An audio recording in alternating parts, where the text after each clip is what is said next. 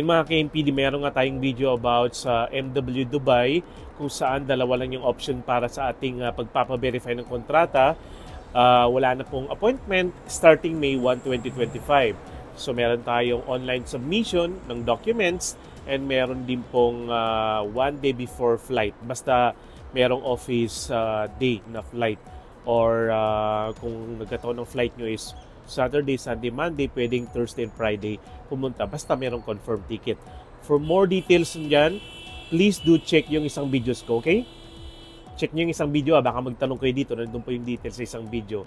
Scroll nyo pa yung TikTok natin. So in this video, pag-usapan naman natin yung sa Abu Dhabi. Marami nagtatanong paano ba yung appointment sa contract verification sa Abu Dhabi. So nag-research tayo, nag-check tayo sa kanilang website. Ito pa yung nakuha nating info.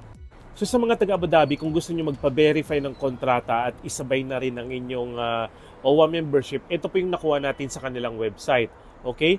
Sinabi nila yan, please be advised that we are strictly implementing the no appointment, no entry for contract verification and OWA membership. Okay? Sinabi dyan is no appointment, no entry. Pero, okay, sinabi din dito na we allow walk-in for those with confirmed flight ticket 1 to 3 days, working days before the flight from 11 a.m. Monday to Thursday and 10 a.m. to 11 a.m. Fridays only. Please be reminded to wear appropriate attire. Ang contact verification po para sa Abu Dhabi is para sa mga nagtatrabaho sa Al Ain and Abu Dhabi. Okay, para sa iba, yung mga Adsman, Sharjah, mga ganyan, nasa Dubai, Northern Emirates po tayo, okay? So, yan po yung nakalagay doon. So, kailangan po ng appointment, except kung kayo po ay pwedeng mag-walk-in for those with confirmed flight tickets 1 to 3 working days before the flight from 11 a.m. Yan. Pwede yung basahin, okay? Yan yung karagdagang details, okay?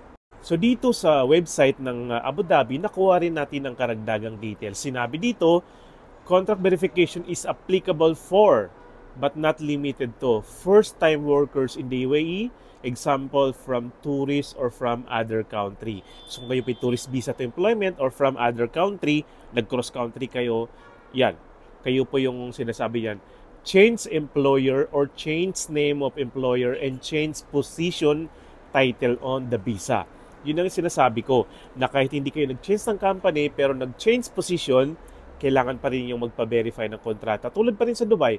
Ayan, basta change name ng company, change country, tourist employment, and change position on the visa. So yan po yung sinasabing information, guys. Now, ano-ano ba yung mga contract verification requirements sa Abu Dhabi? Okay? So, syempre, meron sila mga details information dyan. Verification of employment contract, 40 dirhams ang babayaran, exact amount, OWA membership, 92 dirhams. So, nandito po yung requirements. Pwede nyo click yan or click ito. Okay? So, ang kailangan nyo is bisitahin ng kanilang website. Ito po yung kanilang website, poloabudhabi.weebly.com. Isusulat ko dito sa screen and then gamitin ng Google or Safari. I-search nyo po yung website na yon and then lahat na ng important details na kailangan nyo, pwede yung basahin doon. Okay, ulitin ko lang. Kung meron akong details dito doon, baka hindi nalagay dito, pwede nyong scroll, basahin, intindihin yung nasa website nito para hindi kayo malito. Para sa karagdagang information or kaalaman naman. Okay? So don't forget to follow me and I will keep you updated. Kung taga Dubai, Northern Emirates ka, kasaling Adsman, Sharjah, Al Quwain, Fujairah, Ras Al Khaimah, ayan, Sharjah, meron akong isang video. Follow nyo ako, then check nyo yung isang video. And don't forget to follow me para updated kayo palagi. Kung napanood nyo to sa Instagram and sa Facebook, sa TikTok ko, palagi po akong updated. Yan o, channel MPD po. Search nyo po. Or MPD Pinoy Feed. Then makikita nyo po itong account na to. Okay? So, I hope nasagot ko na po yung katanungan. God bless. Yung mga KMPD, meron nga tayong video about sa MW Dubai kung saan dalawa lang yung option para sa ating pagpapaverify ng kontrata. Wala na pong appointment starting May 1, 2025. So, meron tayong online submission ng documents and meron din pong 1 day before flight. Basta merong office day na flight. Or kung nagkataon ng flight nyo is Saturday, Sunday, Monday, pwedeng Thursday and Friday pumunta. Basta merong confirmed ticket. For more details dyan, please do check yung isang videos ko, okay? Check nyo yung isang video, baka magtanong kayo dito, nandun po yung details sa isang video. Scroll nyo pa yung TikTok natin. So, in this video, pag-usapan naman natin yung sa Abu Dhabi. Marami nagtatanong paano ba yung appointment sa contract verification sa Abu Dhabi. So, nag-research tayo, nag-check tayo sa kanilang website. Ito pa yung nakuha nating info. So, sa mga taga Abu Dhabi, kung gusto nyo magpa-verify ng kontrata at isabay na rin ang inyong OWA membership, ito po yung nakuha natin sa kanilang website. Okay? Sinabi nila yan, please be advised that we are strictly implementing the no appointment, no entry for contract verification and OWA membership. Okay? Sinabi dyan is no appointment, no entry. Pero, okay, sinabi din dito na we allow walk-in for those with confirmed flight ticket 1 to 3 days, working days before the flight from 11 a.m. Monday to Thursday and 10 a.m. to 11 a.m. Fridays only. Please be reminded to wear appropriate attire. Ang contact verification po para sa Abu Dhabi is para sa mga nagtatrabaho sa Al Ain and Abu Dhabi. Okay, para sa iba, yung mga Adsman, Sharjah, mga ganyan, nasa Dubai, Northern Emirates po tayo. Okay? So, yan po yung nakalagay doon. So, kailangan po ng appointment except kung kayo po ay pwedeng mag-walk-in for those with confirmed flight tickets 1 to 3 working days before the flight from 11 a.m. Yan.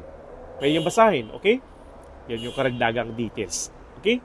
So dito sa website ng Abu Dhabi, nakuha rin natin ang karagdagang details. Sinabi dito, contract verification is applicable for but not limited to first-time workers in the UAE, example from tourists or from other country. So kung kayo po tourist visa to employment or from other country, nag-cross country kayo, yan. Kayo po yung sinasabi yan. Change employer or change name of employer and change position title on the visa.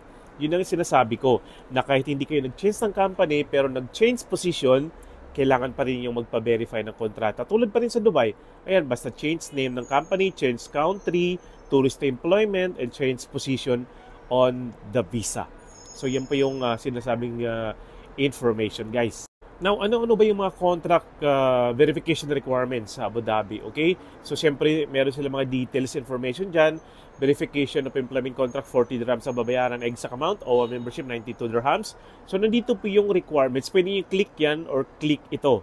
Okay? So, ang kailangan nyo is bisitahin ng kanilang website. Ito po yung kanilang website, poloabudhabi.weebly.com. Isusulat ko dito sa screen. And then, gamitin ng Google or Safari.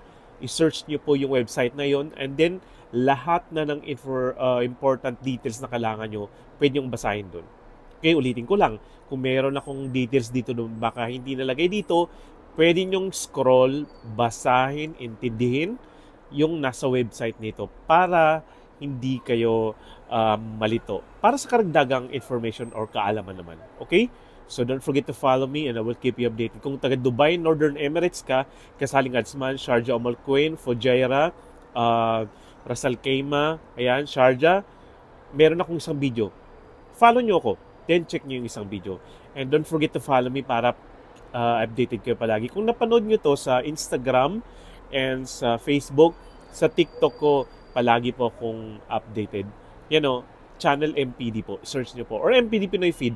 Then makikita nyo po tong account na to. Okay? So I hope nasagot ko na po yung katanungan. God bless.